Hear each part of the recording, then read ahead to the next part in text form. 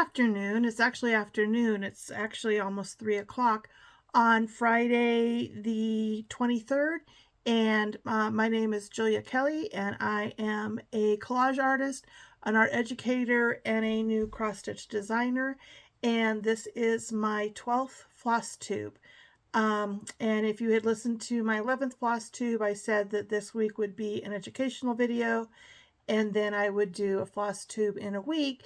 And last week was kind of hurried. We were headed out of town to spend some time with one of our kids up about 4 hours north in Colorado mountains in a bigger town. And it turned out to be, I didn't do a few things that I wanted to do last time, and it occurred to me driving through the mountains that I hadn't said some things I should have on my new springtime releases. And then I go up there and thought they have a pretty nice downtown that has a lot of antique shops. And then I found a whole bunch of stuff that was interesting. Came home and my energy was sapped from finishing my spring releases. So I realized I was in that mode of filling the well for my muse to get moving again. So I just gave myself, I'm looking out here, my intro was deer, like listening to me talk, recording this video. I stopped and literally recorded them because their ears, they're so close to the deck. Their ears would prick up when I was recording, and now they've kind of moved down to the other side of our circle driveway, and there's one that has to be laying down because it looks like it's a headless deer on the other side of the driveway. It just must be, it kind of slopes down a tad, but it's bedded down. Like and if you noticed how little snow we do not have in southwest Colorado, and how crazy that is in comparison to how much we had last year. But yeah, my name is Julia Kelly, and this is my 12th floss tube. And I am going to do this floss tube and then do the how to finish floss tube playlist next week. Or that's the plan right now. We'll see what happens with that. So the one thing that I realized driving up to see my kid, that I did not give any real specifics about these spring releases because I was so excited about finally releasing spring. Kind of on time too. So the two releases that I introduced last time is my spring Fox in the Box, and for the intro you could watch the floss tube 11, but it's in a 2-pound Velveeta cheese box that are still pretty easy to find on Etsy, and then in certain areas, and it is like my other Fox in the Box series. It is only stitched with DMC. It doesn't have any other thread but DMC, and this one is stitched on Zweigart, I think it's light blue Ada, 18 count. So if you did this with linen, you would want the equivalent of 18 count, which is 36 count linen. And if you do that, it will size to fit into the cheese box. Obviously, if you aren't intending to put it in a cheese box, you could stitch it whatever size you want. I think I haven't. These would be really cute. Oh, there's a baby fawn. It's laying down. Like right there is a baby 1-year-old deer that just bedded down in my front lawn. They're so tame around the house. This would make a great drum, I think. At some point I'll take one of them to make a drum. I only have one more seasonal Fox in the Box, but I have other ideas for Fox in the Box, and I might turn one of them into a drum. So this is DMC on 18 count Zweigart, and it's all DMC thread. Every thread is DMC. It has the mountain irises are what is called a queen stitch. And part of this playlist I want to build for process video, I will stitch queen stitches. This is a variation on a queen stitch. This one, a queen stitch does not have that center stitch that goes straight down. It only has the the four threads that go opposite directions, on two on each side. I added that center stitch, and I added the yellow as accent, but I'll show you. And on Etsy, if you go to my Etsy shop, which is MF Studio Stitch, you can see the back cover of the PDFs, and it will show you a graph of the queen stitch that you can look at before you order, and it has all the informations. If you stitch it on 18 count to fit into the 2-pound processed cheese box, it'll come out, I'm looking at my notes here, it's 154 stitches by 47 stitches, and it comes out to 8.5 inches by 2.5 inches.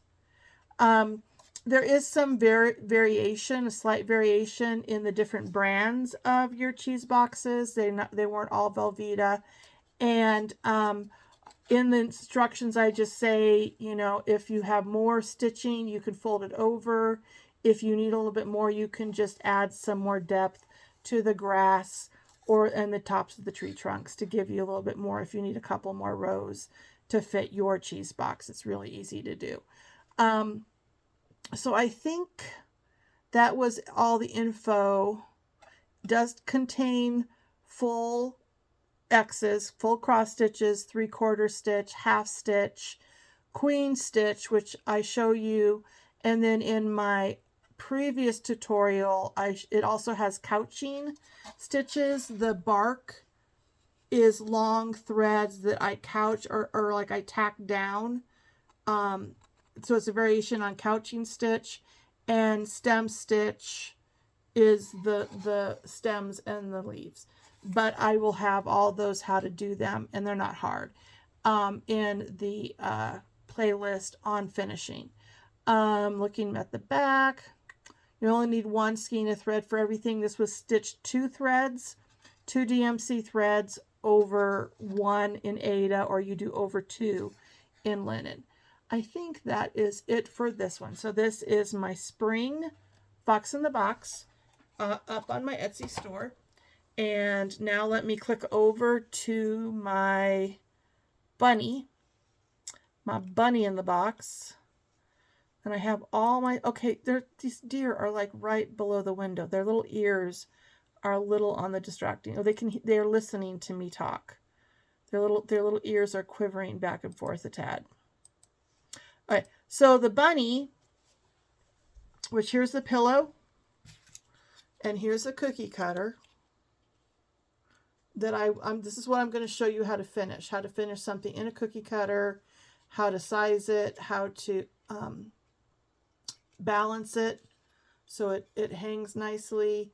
Everything is what I'm going to stitch another rabbit and show you to do. But these are the two things. The difference between these two is the pillow is stitched with 16 count and let me switch to my back cover so I can tell you exactly how these were stitched on. So the pillow, I should go this way. The pillow was stitched on 16 count Picture This Plus Glacier, and you can see it has just a hint of moltedness in pulling colors out. It looks like, I don't know how it was achieved, but it's a very slight variation. It has the main bunny color. You can see some variation, a lot of pink in it, is Roxy Floss Co's Hickory, and that does definitely lean a pinkish, almost purplish ness to it. The darker, I'm seeing like this fuzzy, the darker edging around the edges is DMC 829. And in the picking the color video that I'll have at some point in this video, probably after this part, I talk about you only can have so many starring roles when you pick colors. You can't have everything starring. So the fact that you have a beautiful piece of fabric, but one that has some variation in color, and then you have fur that also has a variation in color, then I chose to go with solid colors of green, solid colors of this outward stitch, which I did use quite a bit of DMC in the rest of the rabbit because I wanted this Roxy Floss Co. hickory to kind of have the starring role. Then when it came down to the grass, I used, this is Classic Colorworks Mossy. That is a beautiful color, but it doesn't have a lot of variation in it. So that's Classic Colorworks. And then the thing that I really kind of highlighted was this gorgeous Carriage Black, which is a Gentle Arts that does have quite a bit of variation in it. And then it was the center of the poppies. And then the poppies were Gentle Arts Fragrant Cloves. And then the stem was a DMC, just medium light green. So not everything can have a starring role when you pick colors. You need to pick your stars, and then you need to pick your supporting cast that really accents the starring role, whatever you want to highlight in your work. So, this set of colors for this rabbit were oh my goodness, were because it's 18 count, I like to use Weeks Dye Works and Cosmo for my colors on 18 count. That amount of pinholes, the little specks of white you see, is what I like to see when I talk about primitive. Everybody has their own amount of those little flecks of white, or pinhole, or whatever you want to call it. This is what I like. So this is how packed in I like. And one of my summer patterns is actually stitching on 20 count Aida. So it's my first time I'm going to try one thread. But even the 18 count with Cosmo and Weeks Dye Works, I am still using 2 threads. So if I go over this brown, the main brown is Cosmo 369. I switched it where the outer darker brown on this bunny was Weeks Dye Works Charcoal. And then the creams, the whites, the blacks, the 2 shades of pink are all Cosmo on this. And again, this is all on the back of this pattern on Etsy that you can look at before you buy it. And then I take it back. This pink, the darker pink on this, and then is Weeks Dye Works Hibiscus, which is a color I've been using a lot. And the grass that you can see, which is a beautiful, highly variegated khaki color, tans, greens, Weeks Dye Works called Lucky. And you can just get some variegation out of that. But again, because I had so much variegation in the background, I then picked a totally different green that is actually a Weeks Dye Works Paris green that was a good contrast to that green for the stems. And then the flowers are Weeks Dye Works Amber, Sweet Potato. The darker red is Cosmo 108. And then the tanny pink is Weeks Dye Works Sockeye. I think it's called Sockeye, yeah. So, and then I don't know if I said this one, the poppy color is Fragrant Cloves, Gentle Art. And then Carriage Black, and then I think I said just a DMC green. So I think and then dimensions. See, there's so much to do on these things. So the pillow as stitched is 6 inches by 4¼ inches, or 90 by 68 stitches. But that again is only to the edge of the lace. That's not the extra parts that I wanted as a border. So consider that if you're doing a pillow where you're using this border, add some extra around because you want. And what I've learned is I want to add more here, and I'm not stuffing as tight as some people like, especially if I do a border. I like it flatter because you can't see the border if this becomes, you know, comes down. It's not part of the flat. So 60 stitches by 68, or what's stitched is 6 inches by 4¼ on 16 count for the pillow. I don't do the slit. I highlight fabric because fabric is gorgeous, and I do an invisible stitch. I don't have a sewing machine. This is all hand stitched. I think I shared in my other video, it took me less than a floss tube to just stitch around the edge. And sometime I'll do a finish with me video on how to finish a pillow completely by hand. So that's this measurement, 16 count. This measurement is 69 stitches by 50 stitches. It comes out approximately to 4 inches by 3 inches. The cookie cutters are pretty standard. I'll talk a little bit more about accessibility to find cookie cutters in my haul section. But is that it? Both of them contain whole stitches, 3/4 stitch, half stitch, stem stitch, chain stitch, bullion stitch if you do the poppies, lazy daisy stitch, or chain stitch if you do the flowers this way. And then, as I said before, you could also use queen stitch that I'll show you. I've shown you or in the fox pattern.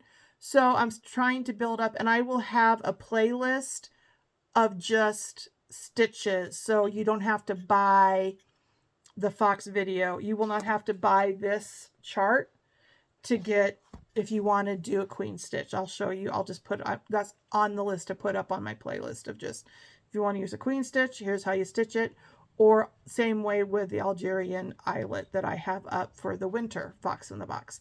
Okay, so those are the colors for what I picked for my rabbits.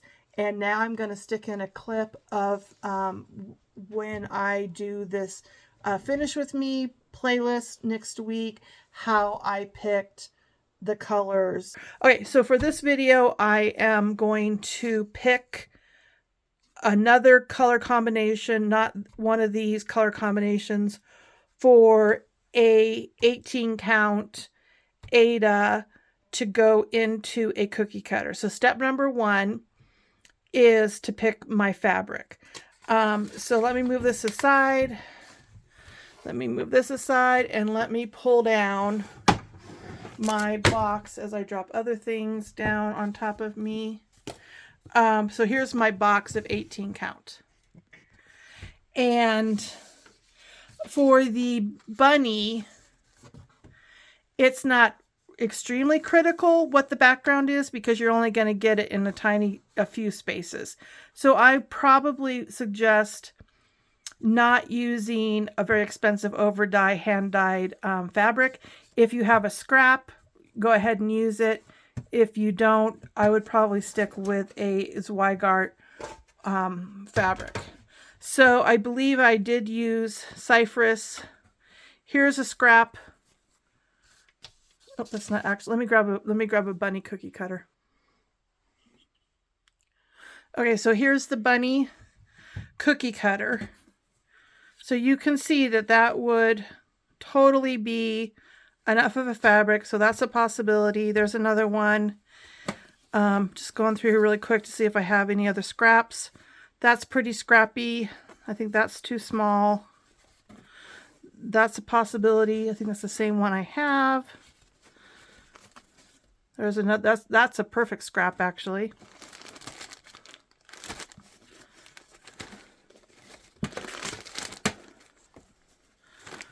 Okay. All right. I think I have a good choice here. And because I'm going to kind of hold out both of these until I find my brown. If I have a really beautiful brown, either Weeks Dye Work or Cosmo that I want to use. So I'm going to say it's going to be one of these two. So put that back up on my shelf. Okay, so now it's going to be one of these two browns. Here's my sample. Let me go grab my browns. So to do this, make sure I'm still where you got good view here. Okay, so to do this, basically you're going to need an outline brown that contrasts with an inside brown. It technically doesn't have to be a darker. It just has to be something that contrasts well. So, you know, yes, I'm a professional artist, but still, the best way to do it is just pick some color you love. So right there, Crisp Bonbon. That is a gorgeous brown. It almost leans a little bit purple. It would go really nice on this. Not that there's a lot of background, and it would go really, actually it goes really nice on either one of those. So that could be, that's a choice. I'm just now building up my Cosmo, so I don't have a heck of a lot. I mean, brown, you know, bunnies come in all kinds of colors, so you could pick any of these if you just wanted a real basic. Those are all choices. Chestnut I've used a bit. Tonka I've used a bit. There's another chestnut. Hazelnut. Well, I mean, that's kind of cool. That's a possibility. Bright Leaf has some variegation in it. And the thing I would advise you about a floss toss is everything cannot be the star of the show. You can't have, and I've seen quilters get in this trouble too. You can't have a glorious background, glorious thread. Every fabric you choose, even if you're choosing a light, medium, and a dark, can't all be the star of the show. You kind of have to pick the star of the show, and then you base your other decisions off of that. So if you come across a hand-dyed fabric that you absolutely love, then you need to pick the threads that work with that hand-dyed fabric. If you're like, no, I really love a glorious hand-dyed thread, then you need to pick the fabric and then the other threads that go with that. You have to start somewhere, so you need to start with a star of the show. Then you add to that. I was just gabbing away and I noticed this flatfish, a gray bunny. Their bunnies come in grays. That's not that bad of an idea, actually. Okay, so I'm picking the star of my show. So right now, I think I have two choices that I think would be fun to make a bunny. Either a grayy brown bunny or a reddy brown bunny. Now on both these fabrics, that would work. That would work. The gray here is less of a contrast than it is here. But again, in the cookie cutter, you don't really see a lot. I'm liking the idea of a gray bunny because I made so many brown bunnies. So if we go with a gray bunny, then but this gray has this flatfish Flatfish, has some brown, definitely has brown tones in it. It has khaki tones in it.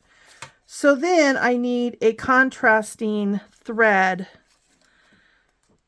that would go well with it. And usually that should be something darker. Not always. That's not bad. That's a possibility. Here's a purple gray. Oh no, that's a possibility. And I can't emphasize with you enough. Oh, that's a possibility. How I might be able to do this faster because I have an art degree and I've been an artist for 30 years.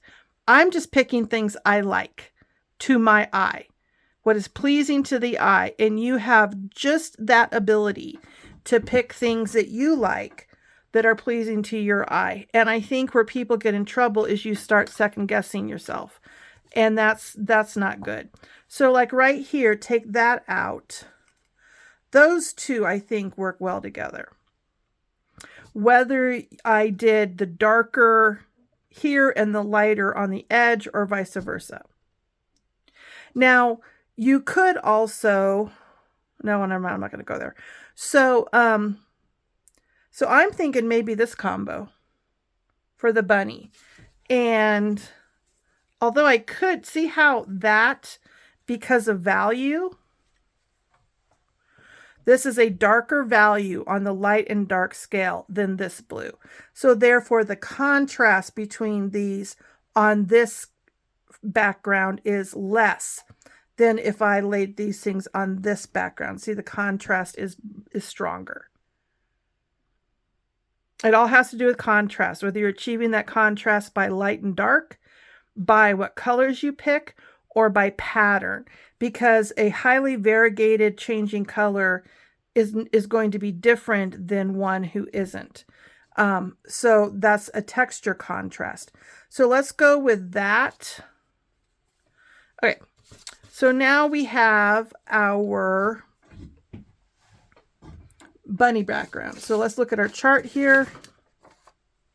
So I picked the first two colors. Then I need an off-white and a white. I'm going to grab those. Okay, I grabbed them out of another project that I'm designing. And these are the Cosmo Basic White, Black.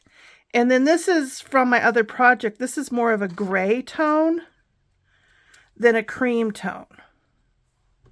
And I, at this point, honestly don't know if I want to bring for,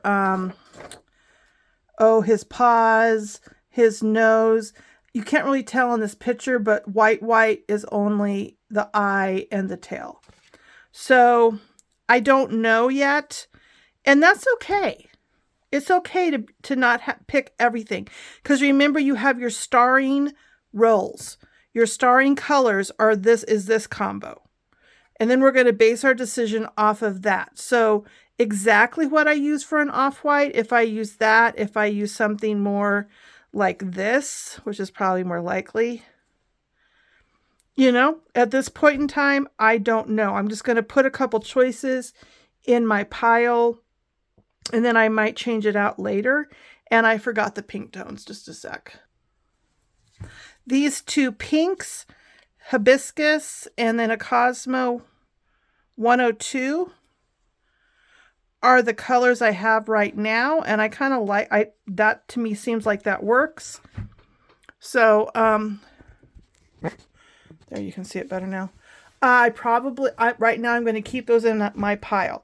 Okay, so looking at here, I have the bunny color, I have my white, my off-white, my black, my pinks. So the green of the grass that is showing, and that green, let me grab it. The green of the grass here is Weeks Lucky. Gorgeous thread, but it's highly variegated. It has yellows, light greens, darker greens, khakis in it. And if we go with the bunny colors, kind of also having that gorgeous variegation, and then we throw, this is what I mean by everything shouldn't be a star of the show. So sometimes if I have something that has a lot of interest or over-dye-ness in it, then what's around it I want to be a solid color. So here's a trick. If you've gloriously used over-dye, maybe the color around it shouldn't also be an over-dye. So let me move this over. So sometimes it's actually better to pick something that is a solid instead of an over-dye. And I don't have a lot. So here you go. So instead of multicolored green, I might actually want to use a solid. Now I might not. Maybe this won't have as much contrast in it as I think, and then maybe I want to use that. So I'm probably going to put both of those in my choice pile because I don't know. And then something that the leaves and the flowers. At this point, I usually don't pick that because I want to base these choices off of the background. So once the background is stitched, then I'll come back and make my decisions. So you can see why having a good palette of threads that you absolutely love, and that really is the main thing. Not to say you shouldn't, because cross stitch is in the category of doing whatever brings you joy. So if it brings you joy to walk into your craft room or your studio and have a complete set of your favorite line of floss, go for it. If it brings you joy to do what I'm doing and kind of come into your palette of colors that you think are all lusciously gorgeous, like I just go into a L&N and I don't try and get the whole. I pick the blues I love, I pick the purples I love, I pick the greens I love, I pick the browns I love. If I have a specific need, I'll find that, but then I spend time just picking things that I absolutely love, that I just think are yummy and scrumptious, and I bring them home and I sort them Roy G. Biv by the rainbow: red, orange, yellow, green, blue, violet. And then when I do something like this, I just come in and then I pick the thing that I want to be the star of the show. So here it is, the color of the bunny. And then I base everything off of that. So right now my star at this moment is these two colors, but probably at the moment it's this color. And then when I come in with my secondary color, I might change my mind completely. So this is Charcoal Weeks Dye Works right now is the star of the show. If I sit down and I'm like, actually, I want to stitch the bunny in Flatfish, then that becomes the star of the show. And then I would base everything else off of whatever I want the star of the show. If you have a over-dyed glorious piece of fabric, whether it be linen or Aida, that has a lot of color in it, by essence, that becomes the star of the show. So you need to pick everything to make it go with that fabric. How people get in trouble is that they have more than one star of the show. You know, you can have a couple stars and then you're going to have a lot of supporting cast. So that is how I pick colors for the stitch along. Well, it's not a stitch along because I'm going to stitch it, and then it's going to be a finish along. Where once I get, where did my bunny go? Once I get the back part of the bunny done, I will show you how I finish it. And one thing I do is I finish it first, and then I put the flowers in after I have it finished. It's finished on 2 layers of 100% wool. And the reason I do that, by that time, it's so stiff, I can do all this embroidery work and I don't have to put it in a hoop. And I can pull on it, tug on it, and it's way easier to do embroidery work. This embroidery work is on top of the cross stitch. And that's just the way I roll. Okay. One thing, because I finish in vintage containers, and this is something that started years and years ago when I still am, but I just hated framing and finishing my fabric collage. I hated spending prices on cheap frames and then I just love antiques and was in an antique shop and had an aha moment, is obviously availability of finding these things. So I'm constantly checking when I go to different towns, like I go to the antique malls, how easy it is to find these things, and then also like on Etsy, how easy it is to find these things. So I did a little checking with everything this weekend, and everything that I'm showing you is still, you can still find it if you choose to. And for sure, your prices are significantly cheaper if you find things in antique malls than on Etsy. You can find things on Etsy. They're for sure the more expensive way. I bought stuff on Etsy too when I just needed it, and so I bought it. But I did release these my spring cross stitch designs, and then kind of was like, okay, I'm gonna take a mental break, fill the well weekend, and I went up to this larger town and went into their antique mall just because they're nice, and I found so much stuff. And when I had gone right first of the year to see my kid, I had gone into the same cross stitch, the same antique shops, couldn't find anything that I needed. So I wanted to sorry, I get so distracted because these deer, it's like a deer highway right in front of the window. Their ears are twitching because they can hear me talking. They're that close. So I wanted to show you some of my haul. So just a moment. So I walk in, and lo and behold, I've been searching for storage for floss, and there were literally 3 of these. I have not washed them. They were used in more of probably an auto, woodworking shop. So they're a little grungy. I need to soak them. I just was figuring out where I wanted to put them. There's some cigar boxes that I keep stuff in. There was a third one that was these are metal, that were plastic, but I think what I'm going to do is, and they were like a quarter the price of the ones that I found in the Container Store. No surprise there. But there's 1, 2, 3, 1, 2, 3, 4, 5. So there's 15 in each.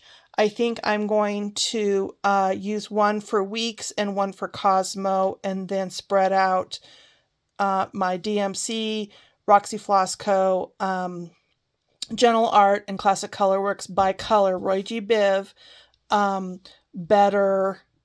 And this is the side of my studio I haven't organized yet. I just wanted to know where I was going to, at this point, stick them. I might not keep them here. But that's one thing I got this weekend. This is so not anything, but look at this cool string. You put your ball of string on, and then you feed it through here.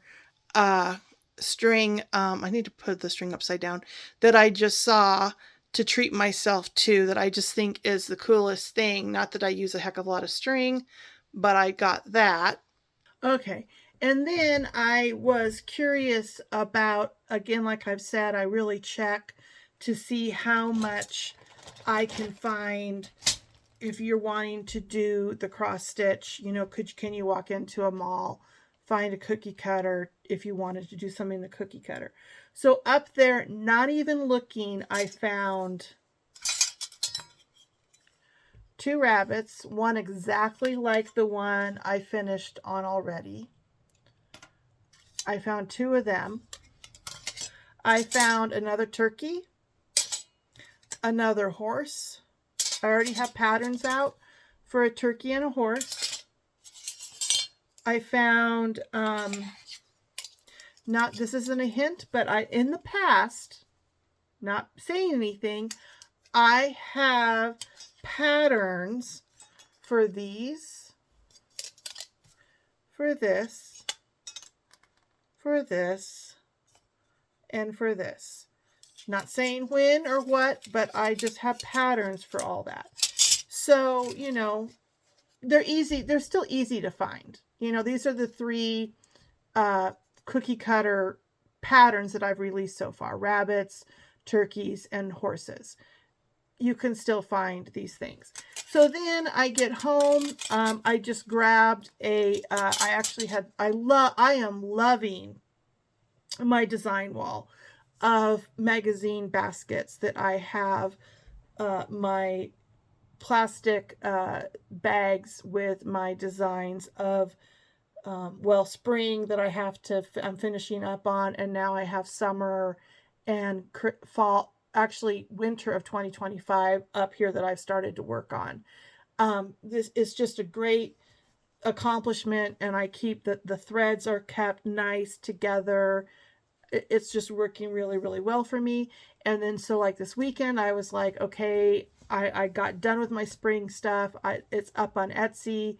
Well, I spent a huge amount of the weekend when people were doing other things in the morning, evening, afternoon, blocks of time to get my patterns made and up on Etsy. And I still am not 100% happy with them. Like, I still don't know if they're exactly what I want. And luckily I have the ability to go into Etsy and improve them. And not that still a lot of people have found me, but if you do, you can always email me with proof that you bought my patterns. If I say, oh, I've improved this pattern, I will gladly send you a link for another pattern, because that's, is a learning curve. So, but I stitched away on another primitive animal that I will be releasing for summer over the weekend. And as typical, when you're not trying to find something, like going into an antique mall and you're just looking, then you find everything. When you're not looking for an idea of creativity, your muse visits you. And I came up with what I think is a really cool pattern that's started with something that I've done before, but I'm expanding on it. And I have shared before, and I'll put a picture up of how I did some fabric collages in vintage coffee cans from the 1950s. And one of them was my grandmother, what I thought she was a very stylish farm lady, what I thought she would look like having a cup of coffee in the afternoon. So I have another idea for a coffee can, but I don't have any more coffee cans in my stash. So coming back, I fiddled around with this idea this morning in my cross stitch design, and I kind of designed in Photoshop, Adobe Photoshop, to sketches and stuff to kind of get my idea before I transfer the line drawing over to, I use WinStitch, which is the Windows based, like Adobe Mac Stitch, I think some people talk about. So, but I needed coffee cans, and I know that they're 5-inch diameters. They're pretty standard. They didn't change a lot depending on the brand. So I was able to measure that off of my coffee can that I have on my wall. But I went to Etsy, and they were, and I had seen 2 of them when I went up and perused the antique malls when I was visiting my kids. And there was one I almost bought. And I thought to myself, I can't think of anything I need a coffee can for the near future. And then driving home, stitching away, it came to me, oh yeah, this would be really cool as a circle. And then I thought about putting it in a hoop, or, doing things. I've done things in vintage film canisters. But the coffee can just fit with the idea. When I release it, you'll see why. So it's Friday, and this is a very long story. I did not get much sleep last night. I get up very early, like 5 o'clock in the morning. My husband and I are moving, and the dog. So we go to bed really early.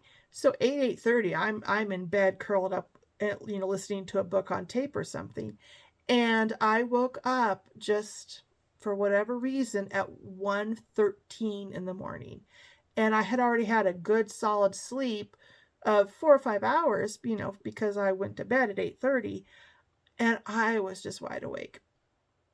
So I thought, and I usually will put a Bluetooth in my ear and listen to a novel or something that I've heard before and isn't really exciting. And I usually takes me 20 minutes and I'm out like a light, and I have the book on a timer because I've learned that I'll wake up in the morning and the book was going the whole time. But so now I've learned to put it on a timer, for half an hour. But this is a new book that I haven't read before. I'm not going to name it because it's like a historical romance, and not to make you think when I get all scholarly and stuff. I do read just fun for fun books too. But it was, it was really held my attention. It's actually an old book. It's like a 25-year-old romance book. But yeah, I just stayed wide awake listening to this, and so I would turn it off and think, okay, well, that's too interesting, and then just try to go back to sleep. And I think I snoozed a little bit, but I am just dragging. And then I thought, oh my gosh, I was going to film a floss tube and I am not awake. There's a new restaurant that finally opened up after like a year of waiting for it to get renovated. And I'm still debating if I'm awake enough now. I've had caffeine to go tonight, or to tell my husband, let's go tomorrow. I haven't decided that yet. But so to wake myself up, I decided, when I had this idea, I checked Etsy for these coffee cans. And like I said, you can find things on Etsy, but you will definitely pay more for them on Etsy than if you luck in to just happen to find them when you're in Antique Mall. So, and then you get the fun of finding other stuff you didn't know you needed in an antique mall. So we have a pretty big antique mall here in the southwest corner of Colorado, and it's kind of interesting. It's not a mall in the sense that it has multiple people with booths. It's one family that owns it, but it's huge, and they're all, as they say, OCD, and it's by object. So like if you need everything is stacked together. So every tractor toy is in one place. Every Pyrex dish is in one place. Every rolling pin, is in one place, or flour sifter is in one place. So all the cookie cutters are in one place. You don't have to look at every booth to see if there's a cookie cutter.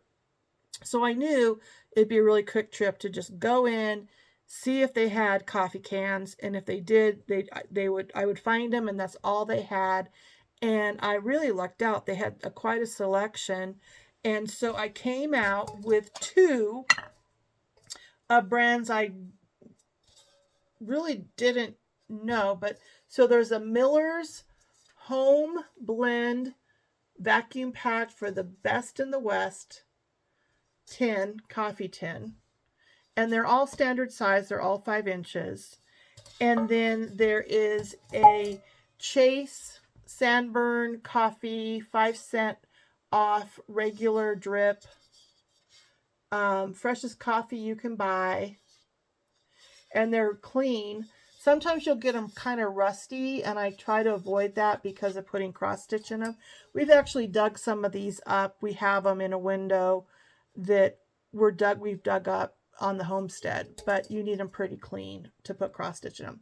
So I don't know which one I will use for the idea I have for the primitive animal, but it kind of is leaning towards a kitchen area cross stitch.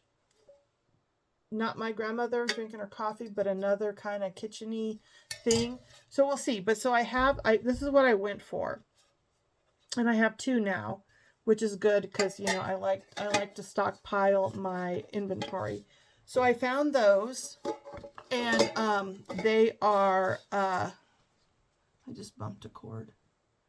So almost half, like this one was $14.95, and this one was $12.95. And on Etsy, similar quality, we're running $20 to $24, if I remember correctly. There were some that were cheaper, but I don't think they were as nice. So that's a comparison. And then I found this, which is, it says Carnation Malt Milk for $9.95. Now, a PSI, as I scratch my nose, if you're buying things like this, invest in the little jar of lead testing strips. Contrary to Stanley cups that people are greatly concerned about what is internally inside, that's another discussion. But definitely with paint on things, I always test just to, especially, I mean, this is an interesting patina, but I want to test it to make sure that there's no lead, especially around kiddos. You could also test it, but if you're worried about more paint chipping off, if it's not lead paint, you could also seal it with like a spray sealer, which I might do. I honestly don't know what I'm going to do with that. It almost kind of looks like you could do some kind of a rounded pin cushion or something in it. I thought it was just interesting. I don't even know where my nose is itching all of a sudden. So I got that. I got my coffee cans, and then they have more packaged cookie cutters than individual loose, and I don't have as much. Well, I might now because I'm looking up there and I see a lot of copper. So this is how I test it. So this is $24.95, and then looking here. Oh. And then looking here, and there's some things like that I'm just going to give back to Goodwill. That I'm going to give back to Goodwill. I do have a star ornament that I will probably use that. That I'll give back to Goodwill. That I'll give back to Goodwill. I just don't, have ideas. So $24.95. This circle one's a little different, so I'll probably keep that one. Another rabbit, another horse, another turkey, another chicken. These are not greatly easy to find. I have a pattern for this that I've done in applique. I probably at some point will do that pattern in cross stitch. I might do it the size you need for a cookie cutter, but do it in a design where if you just happen to have this reindeer cookie cutter, you could do it in there, but other people won't be messed up because they can't find one. These are a tad bit hard to find. I have a pattern for these. These are very easy to find. I have a pattern for Santas, very easy to find. And I have a pattern, multiple patterns actually, that fit in a gingerbread man. So snowman, I probably will do a freebie cross stitch sometime, some seasonal as a snowman. They're relatively easy to find. So like right now I have 1, 2, that one's almost worth 2, 3, 4, 5, 6, 7, 8 ones I would buy individually. So 8 times 24, 25. Let's just say 24. So 8 goes into 25. 8 times, okay, I can do this. 8 goes 16 is twice. 3, right? 16, yeah. So $3 a cookie cutter in this bag, even though I have ones I'm going to give to Goodwill. So $3 a cookie cutter is pretty dang good. The ones I bought up in Grand Junction average around $3 to $4. Some places I have found them where they're asking $6 or $7 for this era cookie cutter, which I think is too expensive. or on Etsy, if you find a tin, these are aluminum, I think. If you find a tin cookie cutter that's more like from the turn of the century, where it's flat on the back and then it has a strip on its edge that's been welded to the shape, those are worth more. I have some appliques I've sold in those ornaments that you can't find. There's no consistency with those. There's no consistency of shape with those, but they're cool. And when I find those, I put my original work in them and sell them in my Etsy store or in a bazaar or fair.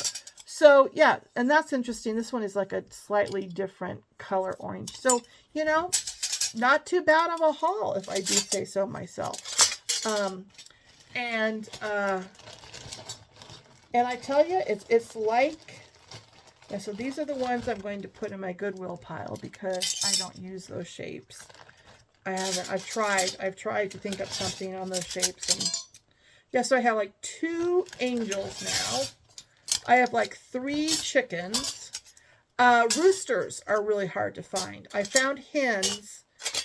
I haven't found enough roosters to do, you know, to say you can find roosters. Okay, so move all my haul over. I talked about that. Talked about availability, pricing. Cheaper to find things. Just have your eye out, you know, for things than to order on Etsy. Although if you're looking specifically something, especially like the wooden cheese boxes are very rare these days to find in an antique mall, except for certain areas that are a high dairy farming area. But Etsy still has them. Yeah, I've always found them on Etsy.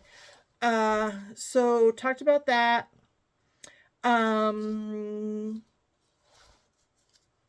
So I talked about how I am doing a new design for summer, another primitive animal, and it'll be the first time that I've tried stitching on 20 count.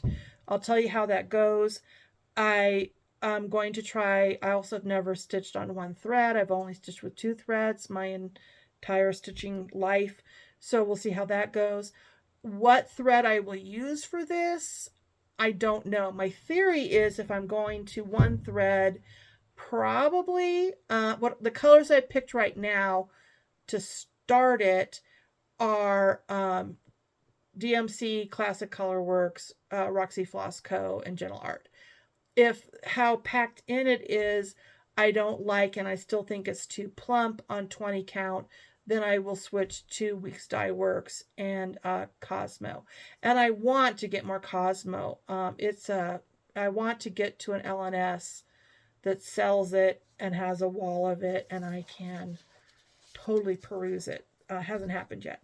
So I have been watching all of the Nashville Needleworks hoopla that's been going on. I think all the designers are exhausted, getting everything ready. A lot of them have had fun.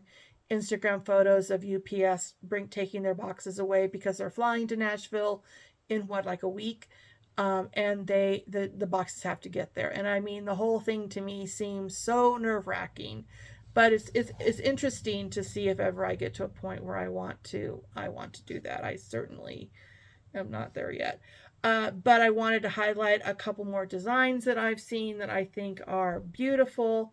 And one of them is from Tiny Modernist, who, and I will link all this in the box, I don't think she does an active floss tube channel, but she was a guest of Fat Quarter Shop, and that was a very smart thing to do. And then she got to show her entire line that she's taking to Nashville on the Fat Quarter Shop floss tube. And she has done and is still doing a series with feather trees, which is kind of a Victorian thing of, you know, having trees that, you know, were made of feathers. But she has taken that idea, and then the one she's releasing in Nashville is Alice in Wonderland. So all the different characters, Alice, the rabbit, Tweedledee and Tweedledum, the Cheshire Cat are all sitting on this tree. And her other, I think she's done a Halloween tree and a Christmas tree, I think. I'm not sure. I'm not 100% sure.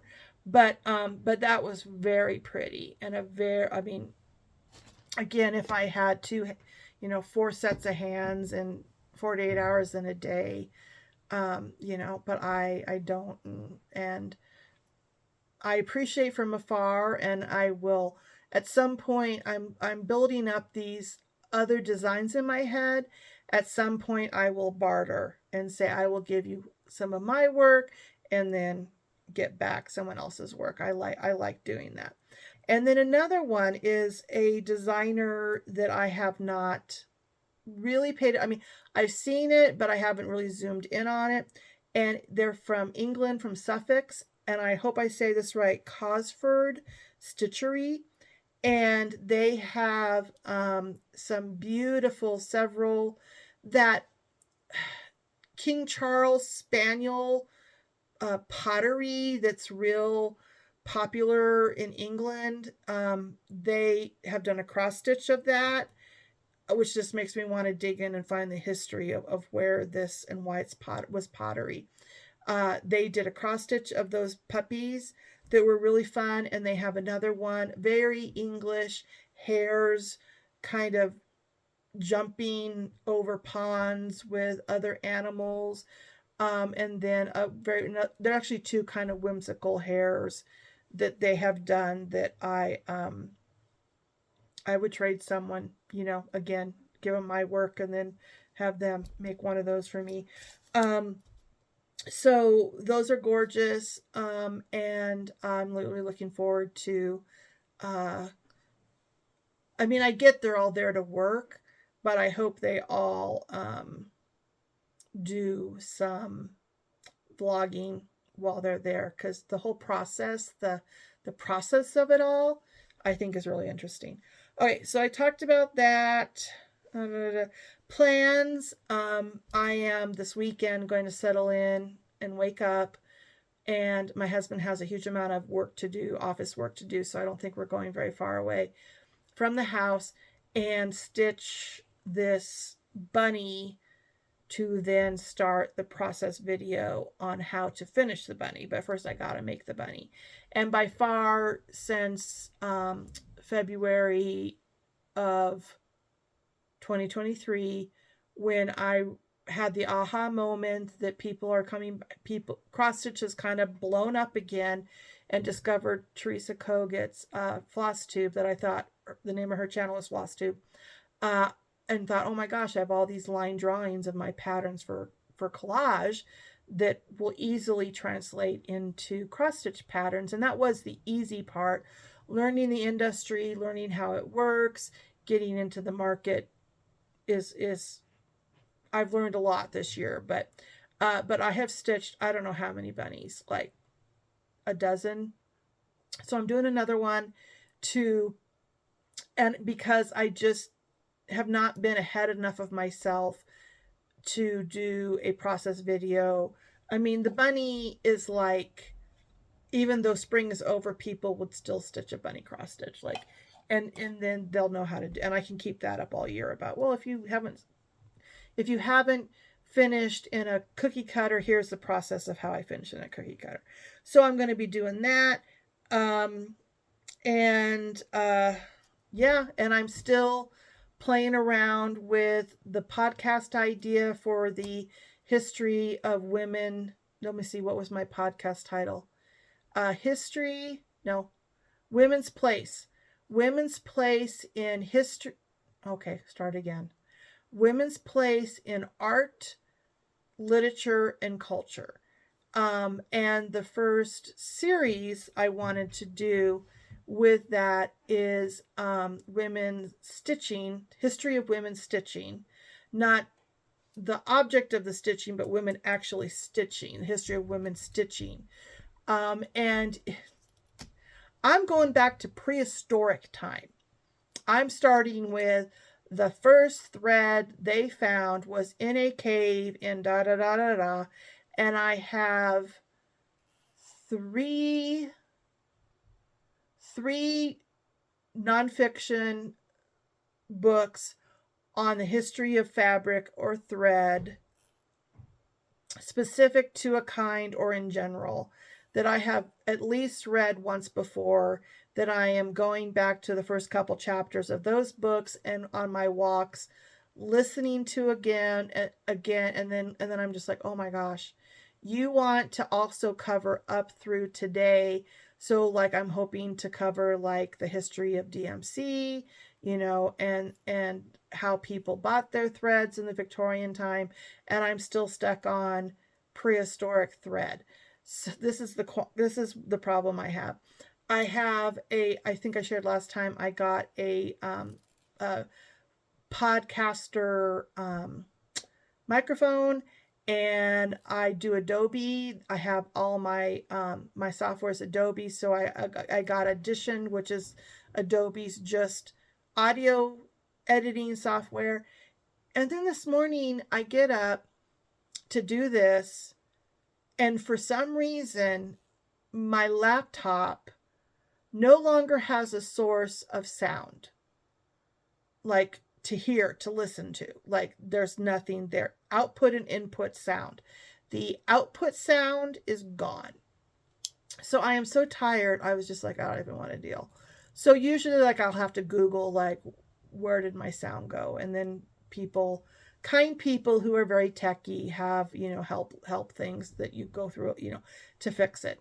If that doesn't work, then I will have to call Dell Services and have them take over my laptop and figure out what thing I switched the wrong way in practicing with this mic and Adobe Audition software, that I turned off my sound output.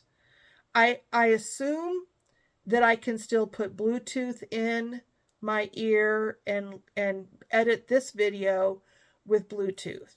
If I can't, I'm in trouble, because obviously I'm not getting this video up tomorrow morning if I can't edit with sound. It is 4 o'clock. This, where we live, it usually takes half the night for this to upload. I really hope I can get this all done.